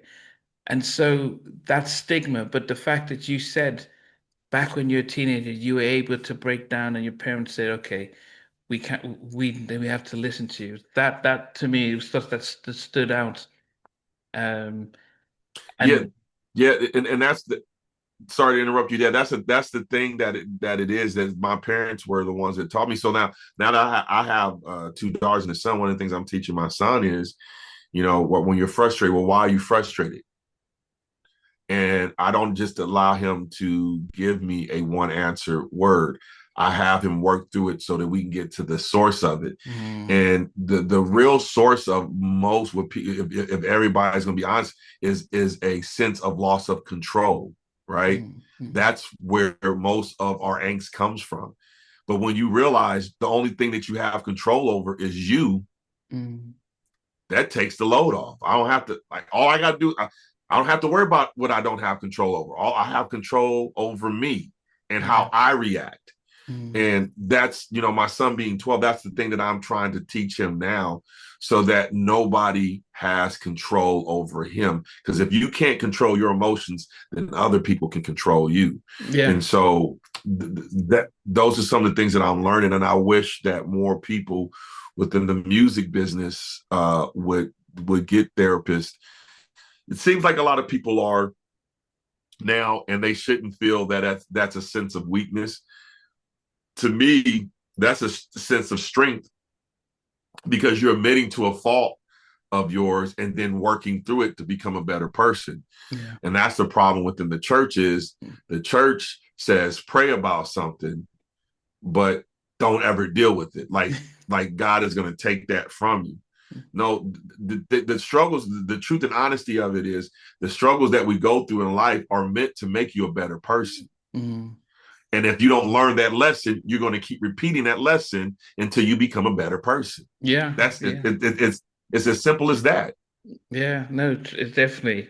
Um, I guess just as we come, concluding and going through that sense, um, I noticed you worked with a group that I worked with, Third Story. Was that the first album that you worked on? Because I was on the second Well, you album. talk, say it Third Story? say it again, because I'm sorry, because it cut. Yeah, Third Third Story. Oh Story. yeah, I worked on their first album. Yes, I worked on their first album, and in fact, I worked with them. I was the initial, not the initial because they were signed with somebody else, but once they signed with Face, I was the first producer that they worked with. And they are like some extremely talented kids. I don't know why they never caught on, because young Kenny that was in the group, Mm, K Young, mm. extremely gifted kid. And then they brought in a couple of Jason? other people, Yeah. Jason, and then they brought in Gavin. Gavin, yeah. But I just don't. I just don't know why they were not able to make it as a group. I don't know. That is a question that I don't think we'll ever have answered because they could dance. Mm. You know, they were trained by same guy that trained New Edition. Um, I know his name. Not off. It's just not on top of my head right now. But Brooke I Payne. mean, Brooke Brooke Page. Payne. Brooke Payne. Yeah. And I would go to their training sessions, and he was a hard taskmaster. But Mm. they were incredible performers. But you know, you know, I don't know why, but I know each and every one of them individually was talented. Yeah. So I don't know when you left Edmonds, but because I lived in LA from 99 to 2003, and I interned at Edmonds in 2002. And at that time, we were working um, on the Third Story album. They had Rodney Jerkins do their lead single. Yep, yep. It featured Joe Burden, and they had some real good songs. And I was working in the promotion, so we would go into schools and places. And You know what? That I knew I recognized the name, but now I'm putting the face and the name together because I wasn't up there as much during that time. But I okay, would come up there. I just bought a home, so I was out in near Calabasas in that area. So I built a studio in my house during that time, and so I just kind of was working on other things as well, trying to not separate myself from them, but just trying to find my footing on my own. Right? I didn't want to continue being Jon-John Babyface's protege. Right? wow, Um, which was, it wasn't a bad thing. That's just, but I feel like everybody has their time to grow, right? And wow. and try to, venture out on their own. But yeah, I knew I was thinking about Nnamdi. Like I know somebody else named Nnamdi. That's like, that. And now once you say it, now because Merle and Zetra were there, right? Yes, We're, yes. yep, yep, Yes, and I remember the first time I met Tracy because I wondered when you said you went to her office. I thought I'd never seen a more beautiful person in my life, the way she smiled. But I remember Jackie and Michael, um, yes, and then Face would always be upstairs in Brandon's Way, because I was working at the Edmund Tower, so Face would always be yeah. up in Brandon's Way. But I wondered, how long were you with them? From about 93 to about 2001, 2002. Oh, so okay, that was a good 8 years. Yeah, but I'm almost 10. And I remember really when ventured out on my own was when um I my production deal with Tracy had ended, and Tracy had left Sony over to Elektra was around 2002, because that's when you were working on with the Third Story album. No, She says, they were still with Sony because that album was going out with Sony, and Nico from was okay, yeah, yeah. okay. But I remember so what happened was they ended up leaving, and I remember Tracy pulled me in the office and she says, John, got some news to tell you. Some of it's good news, some of it's bad news. Um, and I say, so what's the news? She says, yeah, we're going from moving from Sony to Elektra. I said, oh, that's good, because I know that Tracy and Sony butted heads a lot over Mm. creative differences. And and she said, but the bad news is they won't let you and John B go with us. So me and John B had to stay back at Sony. Oh, So that was basically the real separation. Is once they left that Sony deal, my time with them was up. oh, okay. And how did you feel about that? Um, man, I wanted to go because I loved working with Kenny. Um, But at the same time, I was like, all right, well, let's see what I can do, do on my own. It was kind of scary because now I don't have anybody in my corner really working me, like they did. There was a guy. Do you remember Ty Knox? Oh, I can't remember. Yeah, it's been a while, but maybe so.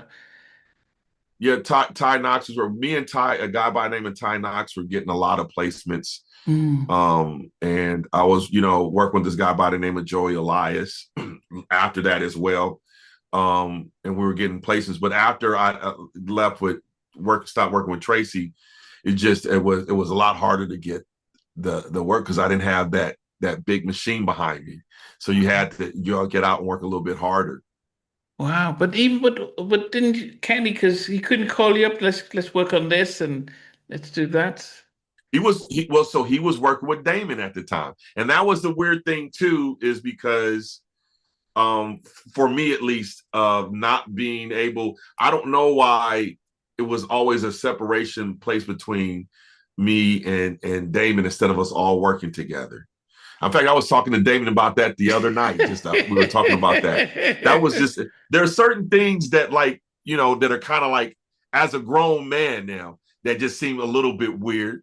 You know, Mm. I'm never going to be the person that really says anything bad about somebody, Yeah, yeah, yeah. because anything that happens is always my fault. That's how I take it, right?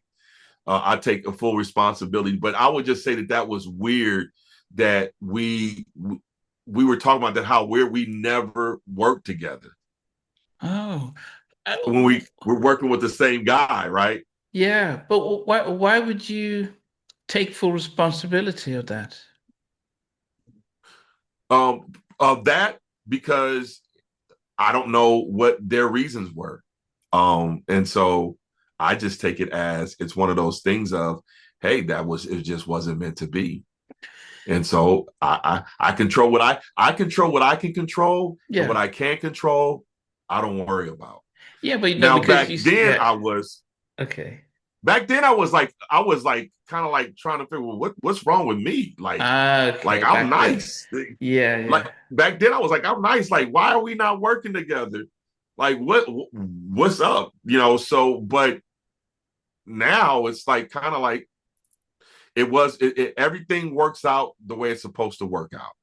Yeah. No, it's because you said that it was you took full responsibility and I stopped because I had Yeah, a and so that's what I said. Yeah, so I'm taking full responsibility that, whatever the reason is, I take responsibility for it. Even if I don't know what it is, I take responsibility for it. you You still do understand? or you That way did? it takes it. No, no, no, I did. Meaning that Okay. whatever that reason is, I take responsibility for why that didn't. I don't take it now. It's like that's years later, but Yeah, yeah, yeah. I take it. I took it. I took responsibility once I realized that anything that happened to me was my fault, right? Wow. And so once I did that, it lifted the load. I don't have to figure out what other people's reasons are. Yeah. Like, I don't care what your reason is. Your reason is your reason. Yeah. Cool. Yeah. Like, Yeah. I walk in peace, love.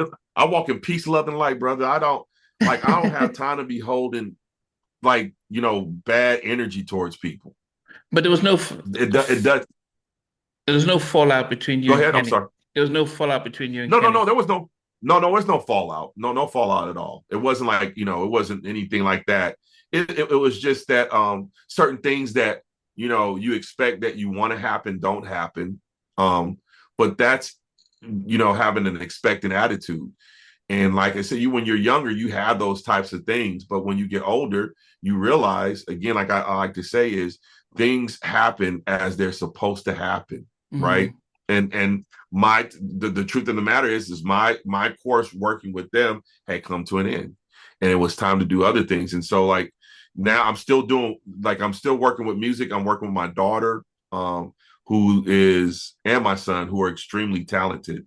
My daughter and my son are so much further than I was at Mm. that age. It's not. I get jealous sometimes, not in a bad way, but I'm just like, dang, I wish I could have had some of that talent. But and I'm also a professor now at the College of Commercial Music up at UNT. So I'm able to give back Mm, to the younger generation, which is very fulfilling to me.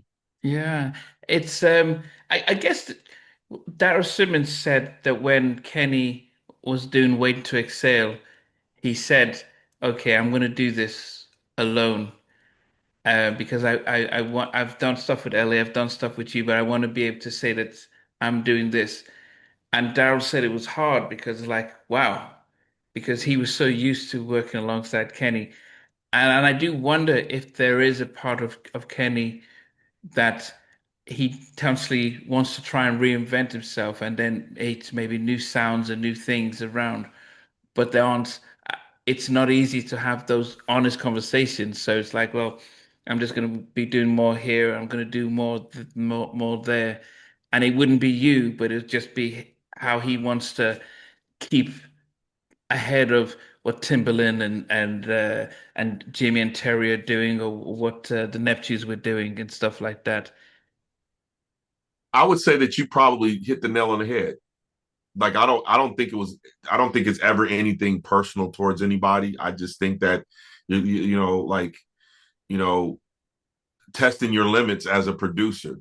And let's be honest, Waiting to Excel that's an iconic album. You know, I would say that was the pinnacle of his success as a writer and a producer. And I was actually there during a lot of that album, watching him work. Um, to watch him do that was he was on one in the good way. Like Wow. he was really on one, man. It's I look back fondly of being able to work with him, having that vision and that coming to fruition. Like I look back fondly on it. I don't have any bad memories of it. You know, it was a great part of my life. It seems like it was a different life.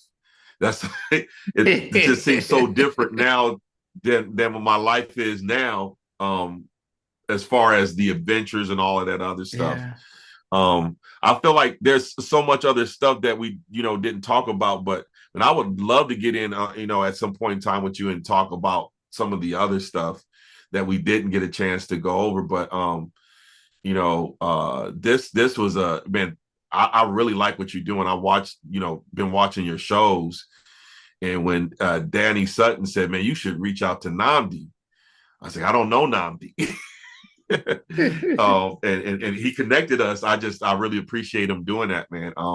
But yeah, man, I like what you're doing. Keep doing it because um, people like me, we have legacy of things that we do in the music industry like that. We were the last of that breed. Yeah. Yeah. That doesn't exist anymore. Yeah. And I feel like, the more we can get out and kind of share our story, maybe others can kind of get back to that, Yeah. which is about music and not about an agenda of, pop music or pushing whatever they're, trying to push musically. I feel like there are organic musicians now, but in popular music or with the record labels, there is not as much talent as it used to be. The talent now is more independent, but the talent that's independent is not getting heard because they don't have the machine behind it. And so I feel like people like myself, being able to share our stories will kind of help the younger generation to Yeah. know, oh, this is what it was like. Oh, I can try this or try that. So I mean, I want to, give you kudos, man, to keep doing what you're doing. Are you still producing though? Oh yes, most definitely, I'm still producing independently. Yes. Okay. Anything that we should look out for? My daughter Ty Marie, and in fact, my daughter Ty Marie is up for consideration for a Grammy nomination. So, Wow. name of her song is called "Love Circus." We're actually in the studio working on a full length album. Um, she has a show on TikTok called Musebox. So I'm really working and developing with her, and I'm working on a couple of independent artists. Um, there's an artist out of Malta that I work with. Her name is Malta. Claire Ton, and we did it.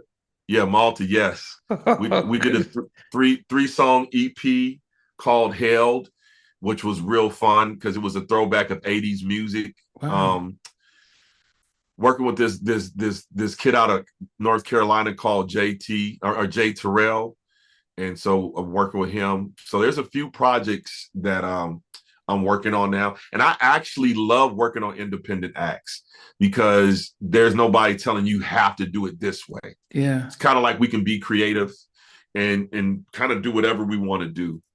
So what about Arcadia Music? What is it, a label or is it your production company? So I have a label imprint with symphonic distribution called AMG Records, which stands for Arcadia Music Group. And so my daughter is released under that brand. And then my son, who is 12, He's 12. Well, good. and he's incredible. So I'm helping develop him, but he's super talented. So later on sometime he wants to release an album, an instrumental album is what he wants to do. But he plays bass, Mm, piano, really all of this stuff comes natural to him. mm.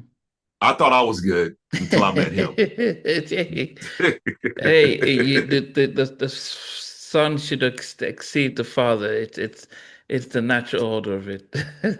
That's what it should be, and I applaud him. I think that he's going to be somebody to reckon with. You recognize talent when you see it, Mm. and he is special. But but you mentioned about Without a Machine, and we're talking about Spotify giving people 50 cents after a billion streams. How do you make what your daughter is doing and what your son wants to do relevant that it's I don't know because it's not buying tapes or CDs, and it's just like it's easy to miss when there's so much good stuff out there. How then do Well, you? I'm at the same place that I was when I first got in the music business, figuring this part out.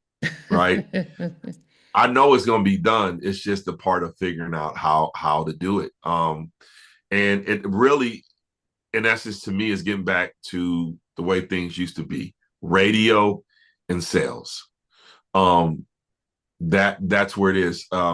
These streaming companies, and that's a conversation another day. Hmm. They're robbing us blind. Yeah, They're yeah, they don't own any music, but yet they act like they own the music that's on their platforms. And there's no reason why a CEO that has never written a song in his life is a billionaire, and the music that he's using, those people aren't millionaires. yeah, yeah, So they basically are taking all the money that they're making off of those streams and paying themselves and yeah. giving us, pennies and pennants off of that. And I just think that once enough musicians realize that, hey, sales is the way to go, commerce is everything, then they will start pulling their music off of Spotify, Apple, Amazon Music, until these companies start paying what they're supposed to pay.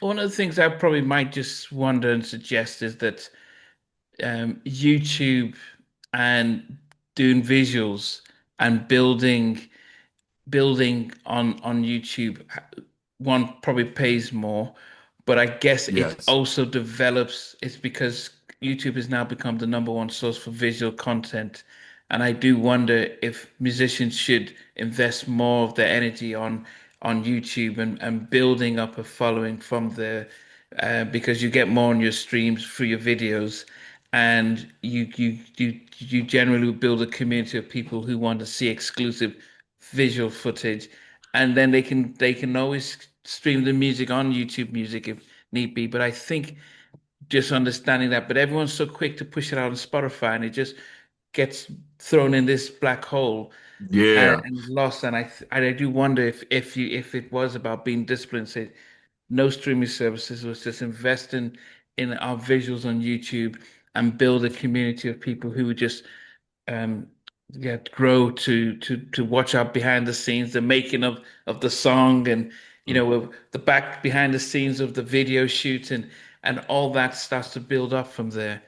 Yeah, I think you hit the nail on the head, and I think that that is the one thing that needs to be done is the visual. Like when you go back to the 80s and 70s, Mm. platforms of Soul Train, Yeah, yeah, American yeah. Bandstand, you were always introduced visually Visually. to these artists, right? Yeah. And if you liked them, then you went to the music store Mm. in intention, right, to go find the music that you like. Now, you know, there is no, a lot of kids don't watch the networks, so they don't watch late night television and things like that. But those type, even when you get into the those TV shows like Carol Burnett or Yeah, yeah. The Living Jacksons Color, had, yeah, everybody had, all of yeah. them.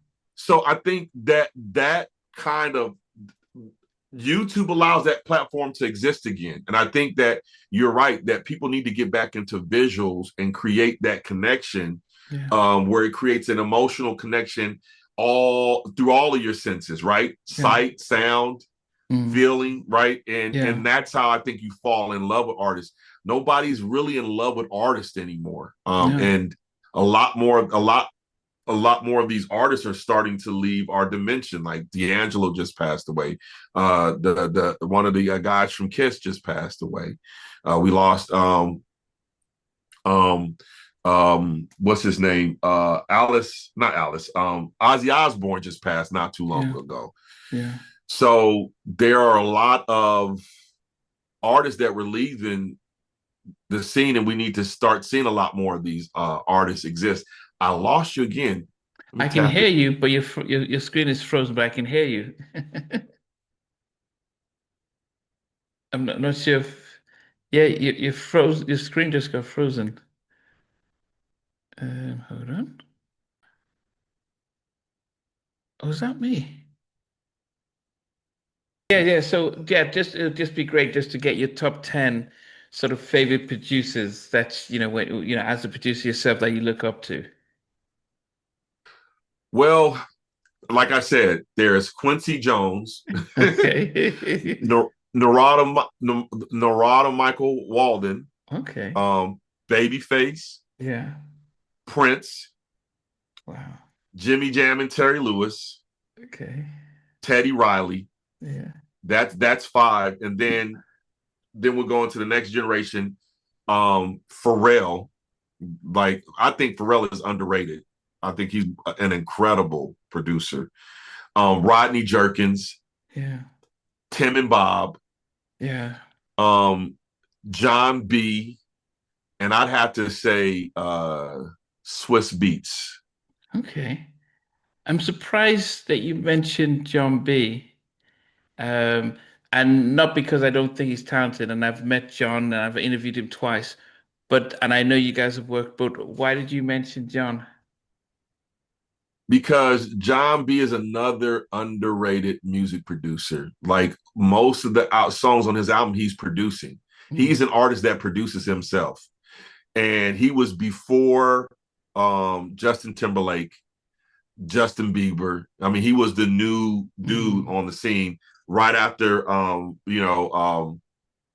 what's the guy from Wham's name? I know his name, but George it's Michael. escaping me. That's George what happens when Michael. you get over 50. George George Michael. Michael. Yeah. Yeah. George he's George to me, George Michael with the creative visionary, but he produces his own music. That first album that he did is nothing short of special. Yeah. It is a mixture of so many different genres and everything. So that's why I mentioned him. He is very talented. Yeah. Wow. Yes. I would guess once you come back, once we meet back again, we can then folk talk about maybe get your daughter in, maybe hear her perform and stuff like Oh, that.